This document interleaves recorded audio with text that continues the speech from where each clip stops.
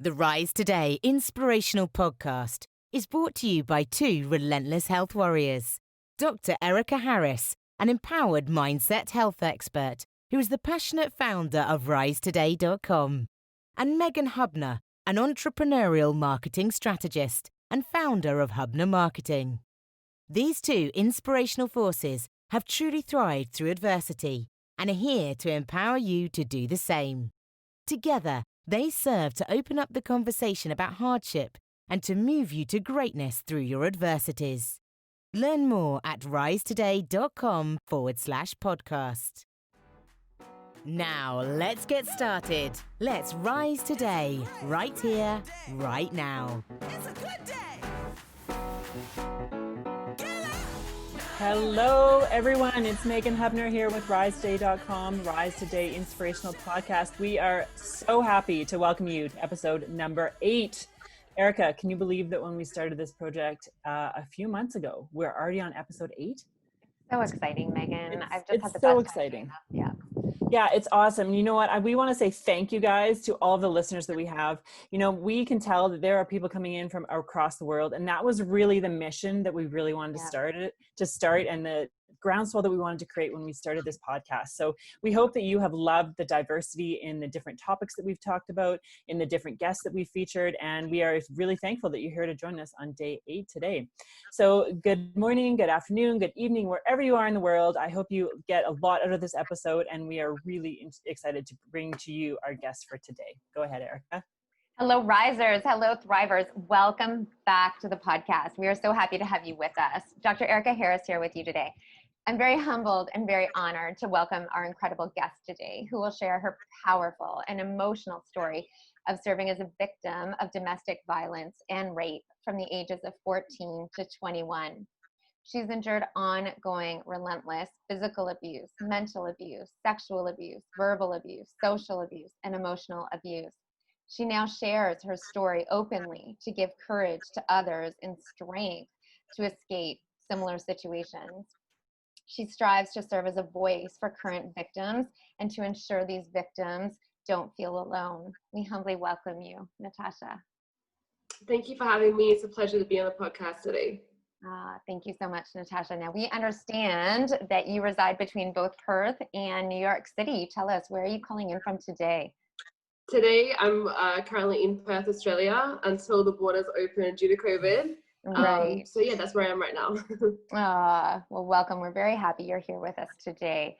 So we're very inspired by your efforts and how you're serving our great world. And we want to know all about it. How did this come to be? How did you get to become this incredible advocate that you are for domestic violence and for social change?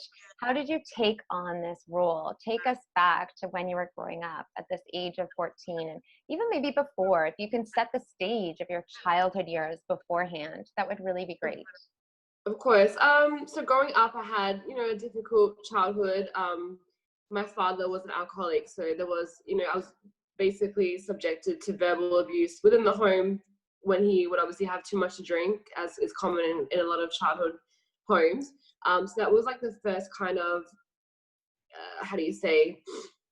the first kind of introduction to what abuse was like. And then at school, I would often get bullied. So I was subjected to bullying, as a lot of kids during school, primary school, high school. So with that, I feel like that kind of allowed me to kind of just take negativity. I didn't know how to deal with it. So I thought, just take it on. Don't let anyone see you cry, but this is a part of life. Just deal with it.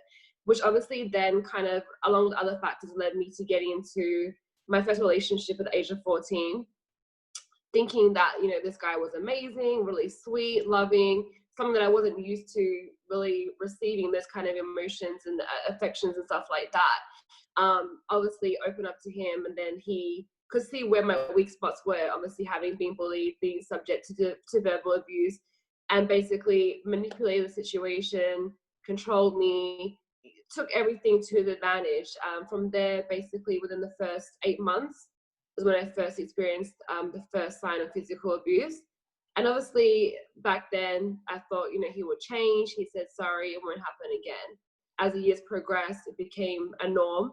where it was, constant verbal abuse, got very, very controlling to the point that I had to cut everyone off from family, friends, controlled from how long I took to get to my job, how long I took home, where I was able to work, what I did with my money, who I spoke to, who was in my contact list, what apps I allowed on my phone.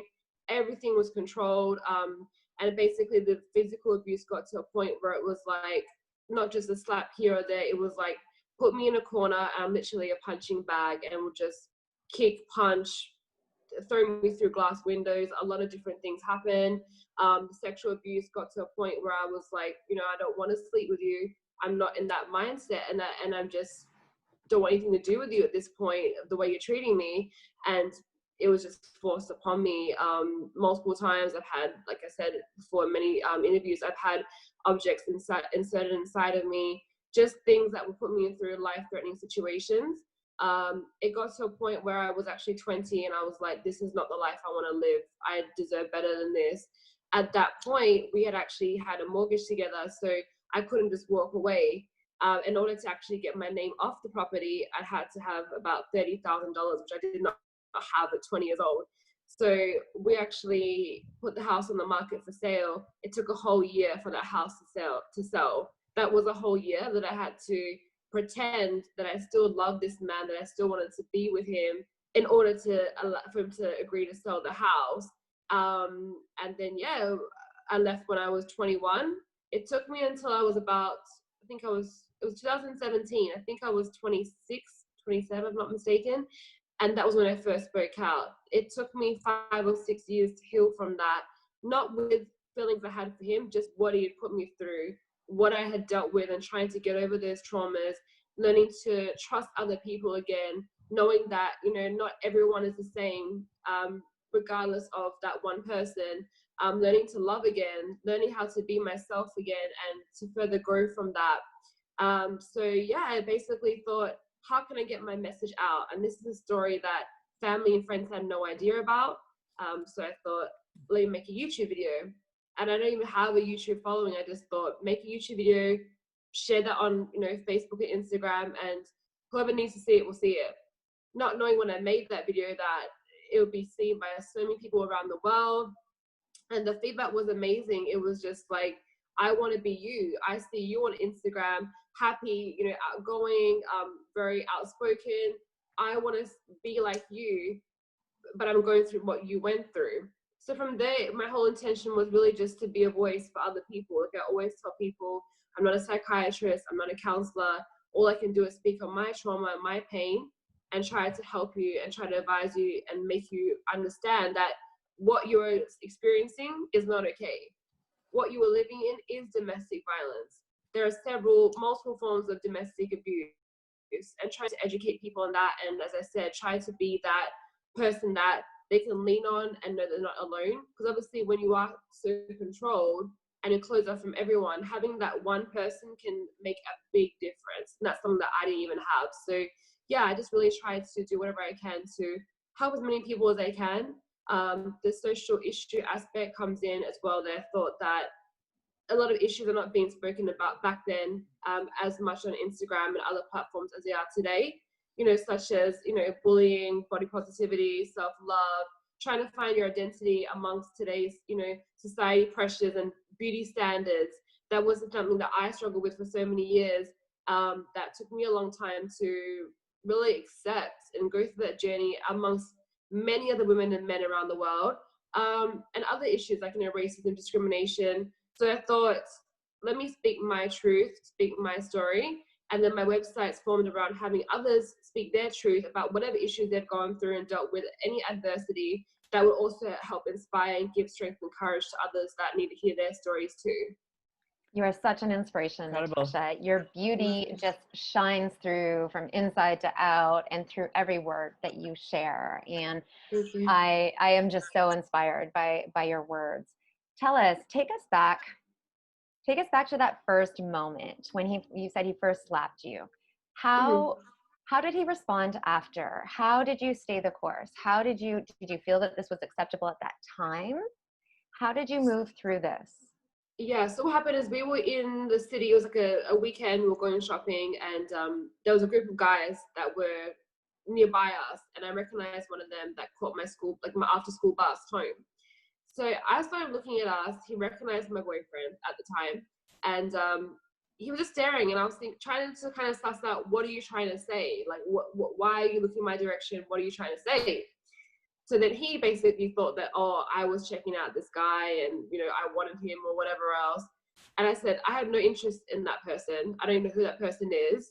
I'm trying to suss out what they're saying because they keep looking in our direction. He basically slapped my face. I kind of was turned to the side, so he got me at an angle that no one could see by my, you know, in between my hair. And then he basically went to hug me and like kicked me in my shin. Again, wow. I mean, you think you're in the city, you're in public, everyone would see, but at that time, I guess it just was a period where there wasn't many people around. He knew what angle to kind of, you know, get me in for it to be hidden.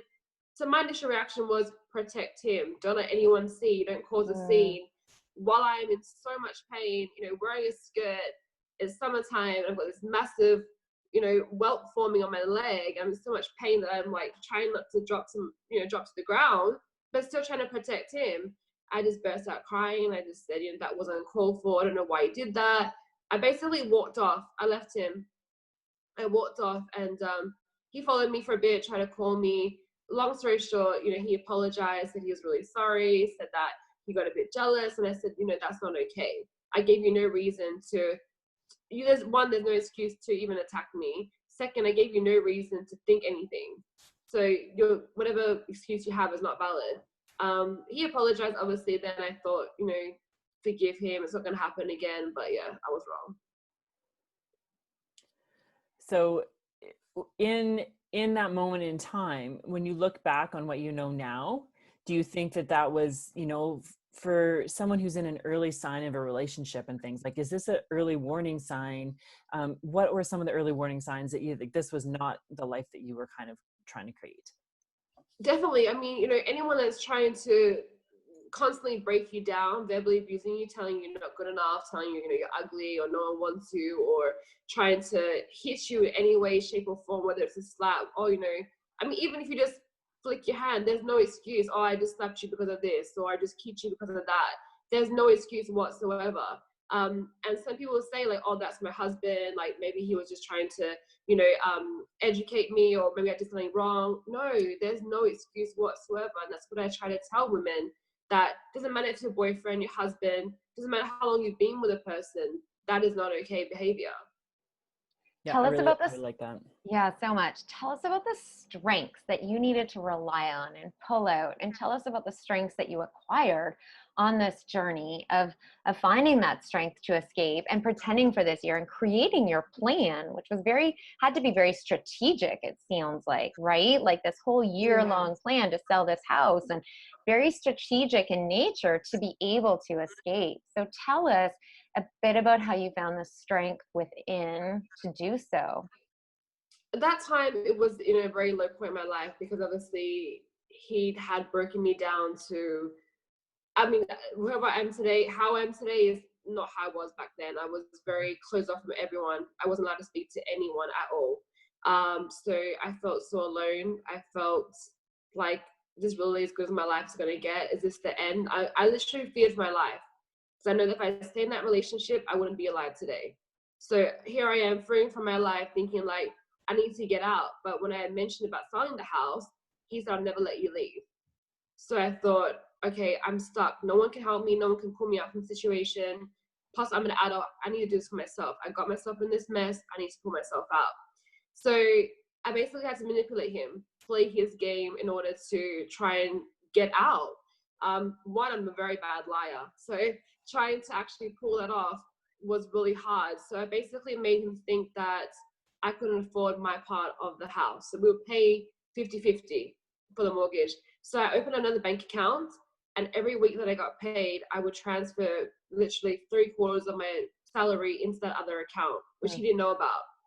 And I basically would just be like, I can't afford the house. I have a shopping addiction. I made so many different things up.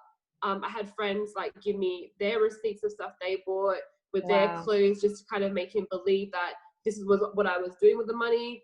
Because obviously, you know, I'm working 5 days a week. Otherwise, that would be a whole other question. What are you doing? Where are you really at work? So yeah, I had to just get friends' items, pretend that they were mine, and say, listen, I really can't afford the house. Let's sell it. Let's, you know, get a rental property and start fresh. And somehow convincing him that for about a month, he believed it. So we agreed to sell the house. But as I said, the market was really bad back then. So I said, regardless, I'm going to put the house on the market. I said, let's just sell it. Don't worry. We're not going to like lose money. We're just not going to make money. So I said, let's just get the house on the market. So that whole 12 months, I had to endure the rape. I had to endure the physical abuse, the verbal abuse, the controlling, everything. And I just told myself, like, God will get me through this. If I've done it for so many years, I can do it for, you know, a few more months, not knowing it'll be a whole year. So yeah, basically I had to just do everything he asked. Once the house sold, at that time, I had found a rental property to move into. And yeah, he went to work on a Saturday. 2 of my friends came over. We packed my whole car, made multiple trips, and just moved everything out of the house that was mine, that I wanted to keep, and everything else I just left. And it didn't end there. He still stalked me. I had to move house another 3 times further from that point. Had to change jobs, had to change phone numbers. It only took until I got into my next relationship, you know, another nearly 2 years later, that he actually left me alone. Because for him, it was like, you're mine. I've had you since you were 14. I took your virginity. You belong to me. So no one else can have you. And as we hear in a lot of relationships, is if I can't have you, no one else will. So for as long as I was single, it's crazily he thought that I'm waiting for him. That's what he thought. So yeah, it went on for quite a long time further than that. And again, it was, yeah, I'm not really free until I never heard from him ever again. That was really when I became free. Were you terrified in this time?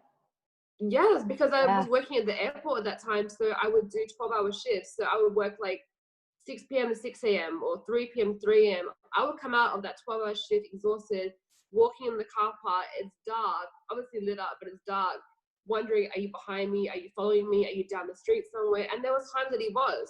He'll follow me to my house. Or times that, you know, you're so out of it, and obviously you're tired from work, that I would just drive, not, you know, looking around, and then boom, next minute he's behind me. It was crazy. It was really terrifying. Everywhere I went, shopping malls, you know, my dad's house, he would just pop up. He'd be there behind me, follow me wherever I went. Did you find that there was any support? Not really. I mean, I got restraining order, but he breached that. And I tried to take it further, but he basically told me that if you take this further, I will kill you and I'll kill your family. So it was like, whether he would have done that or not, I don't know. But I had so much fear in me, and I didn't want my family to have to deal with that I kept him out of it. And I just said, okay, fine, I won't take this further. When you made that decision to create a strategy to sell the house, to get out of that and stuff, you made that decision at the age of 20. I have an almost 20-year-old. That's really young to make that kind of decision. So maybe you can give us a little, like, what was the line in the sand where you're like, this is not my life? I realized it probably by 2010. It was early 2010, and he basically ended up proposing to me. So we got engaged. Crazy, I know. So he said to me, listen, like, saying this out loud is going to sound crazy, but obviously back then, it being in that situation, you're led to believe that person. Okay. So he basically said, if you agree to marry me, I will change. I promise I will change. So obviously being in that point where you're so broken, so controlled, you only have that person. You believe they know what's best for you. They're doing right by you. So I said, okay, I will. So it was November 2010, and we had this, you know, big engagement party, family, his family, my family. It was 2 days after that he beat me up really badly. And I said, I'm done. Like, I'm done. Like, you're never going to change. The whole 2010, I kind of was like going ahead with this engagement, but in the back of my mind, I knew someone was telling me that this is not going to change anything, but I gave him the benefit of the doubt. Once that happened in November 2010, I was like, I'm done. And it was from then that went to January 2011 that I was like, okay, I'm going to get out. And again, like I said, it took a whole year from there. Yeah, that's a really powerful statement. Thank you for sharing that with us. And I hope that gives our readers some confidence to know that they can take back that control or sorry, our listeners, to take back that control and just have that line in the sand moment and realize that that's not what you want for your life. So further to Erica's question, you know, to go from there to that day to where you are today, what was that like? So like I said, I got out, it was that 2011-ish, and it was 2011, 2012, January, around there. And as I said, I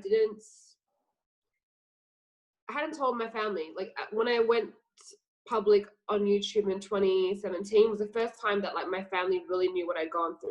I guess in the back of their mind, they had an idea that, you know, something was going on, but they had no idea to what extent. A few close friends had somewhat of an idea. They'd seen situations where he had attacked me, but it was a one-off situation. I never spoke about how deep it was. So really going from 2012 to 2017, I just felt so lost, spiritually, emotionally, like everything. I didn't have, you know, any self-esteem. It was just everything all at once. But still on the surface, still trying to portray myself to be this very, you know, bubbly, outgoing, funny girl that everyone knows and loves by friends. I was too embarrassed to tell, you know, my friends and family. I guess obviously a sense of pride as well. Really embarrassed to, you know, have done wrong. Like, how do you say? I felt kind of like I'd not humiliated. I felt like, yeah, I embarrassed my parents, because I'm known to being like, you know, the good daughter that never did wrong. And this was like a big embarrassment. This was a big thing that I'd done. And to the point that I'd gone to an engagement and then it just, boom, just finished. So they didn't really understand that situation. So I just did a lot of, you know, praying, a lot of finding myself, trying to come to the point of like, who is Natasha? Who is she? What does she advocate for? What does she stand for? What does she want to do with her life? And it just kind of was like as if I was like a newborn child trying to grow up again, but within a 5-year span. And then just something came over me in 2017 where I felt like, this is me. This is who I am. I'm ready to speak my truth. I'm confident within myself. I'm not afraid anymore. I just gained this confidence out of nowhere. And just really, as I said, went on a spiritual journey and a self-love journey that I guess when that all intertwined, it just formed the woman I am today and allowed me to basically, speak out and have the bravery to do so. And doing so, knowing that my family and friends would be like, what happened? What's going on? Knowing that I'd be bombarded with questions and everything else that would come from that. Incredible. Truly incredible. Yeah. Natasha, tell me, if I were to reach out as a current victim, let's say, of rape, of domestic violence, how can you serve me in your efforts? Do you support me? Do you help me get out? How do you serve me? It depends on obviously what country the person is from. I mean, to date, I've helped 10 women. 5 have been in the US, 3 in Australia, 1 was in the UK, and 1 was in Nigeria. But the woman in Nigeria was between the UK and Nigeria. So first off, the first thing I do when I get reached out is establish that it's safe to talk. Because obviously I've had situations in the past where the partners found the messages and attacked me or threatened my life. So first off is making sure that it's a safe environment for us to talk, that woman is safe, and that I'm also going to be safe as well. And then from there, establishing, they want to know, like, oh, this is happening to me, but I know from a DV relationship. So I get them to tell me a bit of their story. So, obviously identify what they're going through, tell them that what they're receiving is not okay, try to educate them on that. We go back and forth for a while. Kind of then also find out, okay, so are you wanting to stay in that relationship and work on it and seek counseling with that person, or are you actually wanting to get out? Because a lot of the times women reach out, they want to basically confirm that they are in a DV relationship, but then they don't want assistance to get out. So they just basically like, oh, I want to work on it, or I want to see how things go. But I will tell them, of course, this is what you're receiving now. Just be aware this is the extent it's going to go to if you choose to stay and not take any action. And I will tell them it doesn't have to be leaving the partner. I first off encourage them to, seek counseling together. I obviously ask, does he actually identify that he has an issue?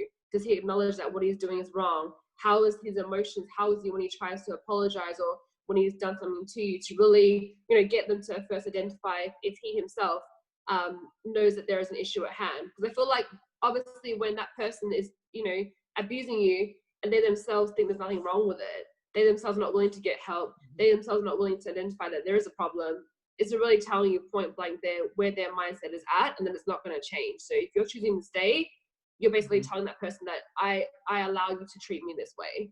So from the women that are wanting to get out, depending on, as I said, where they're located, I've helped with funds in the past to help them to get a rental property. I've helped with funds with getting them to get out, to get, fuel, gas for their car, helping them so they can get a job, putting them in touch with other women in their countries or their cities that can actually help as well, other organizations, lawyers. It really depends on what the situation is and what I can do and who I do know or who I can research to put them in connection with. That's fantastic. What a resource. Yeah, I'm so amazing. Your efforts and your mission. I'm just truly inspired.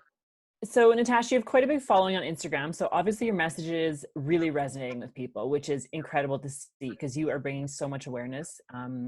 And you're also bringing the fact that, you're on the other side of it. And so you're being that light and that beacon for people. So where can people find you in the online space?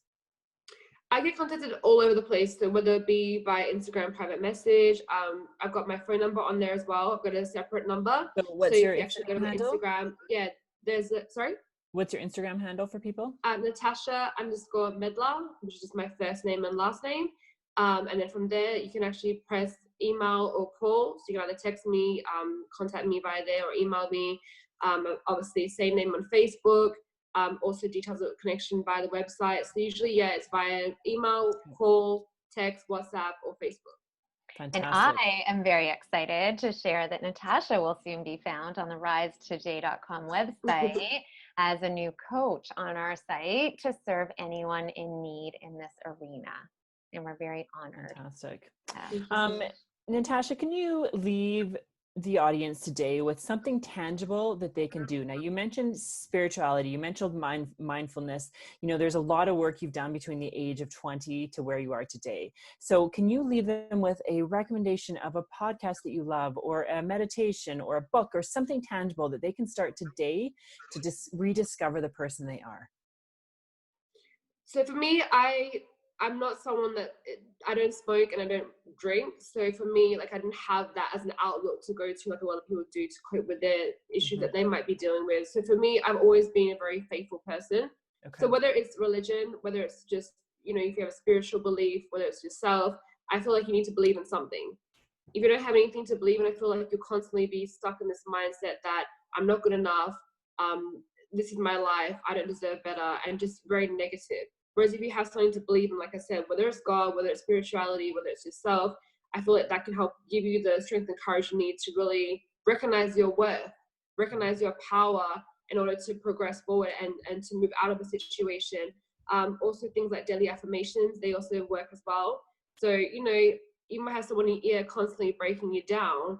And if you believe that and come to a point that you truly believe that, I feel like looking at daily affirmations online, maybe write them on a post-it sticky note, put them on your, on your wall or something. I feel like that really helps to kind of remind you that I am worthy, I am good enough, I am amazing, I am beautiful, and all of that. So they're probably my two biggest things that I would say helps me through my situation. Yeah.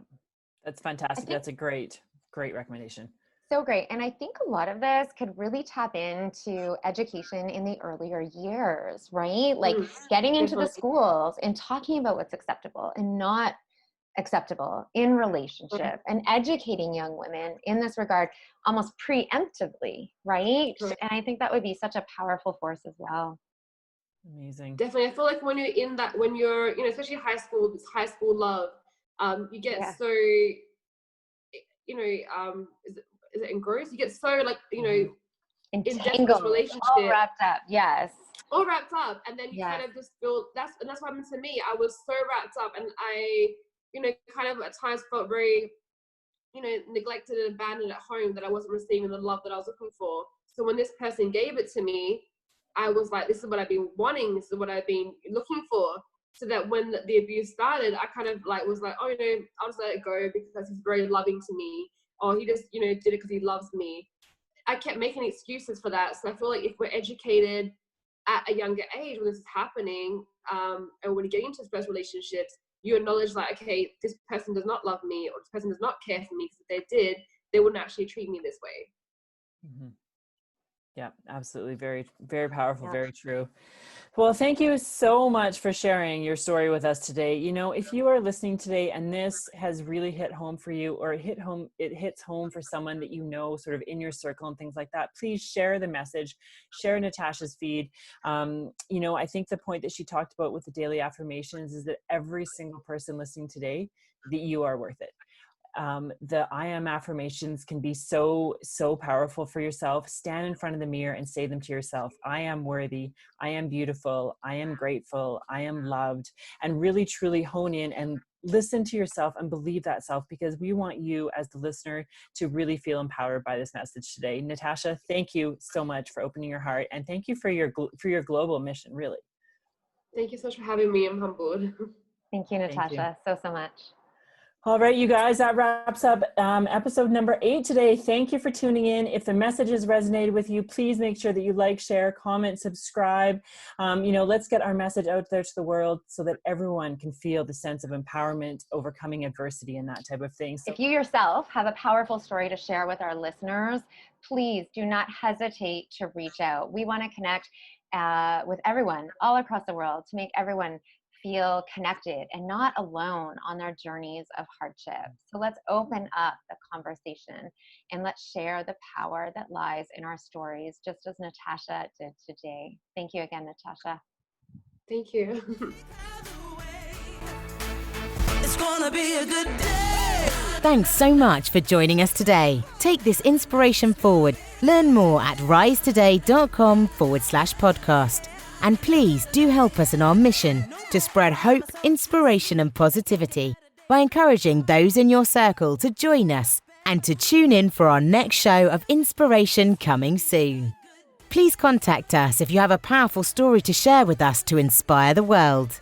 Until next time, get out there and rise today.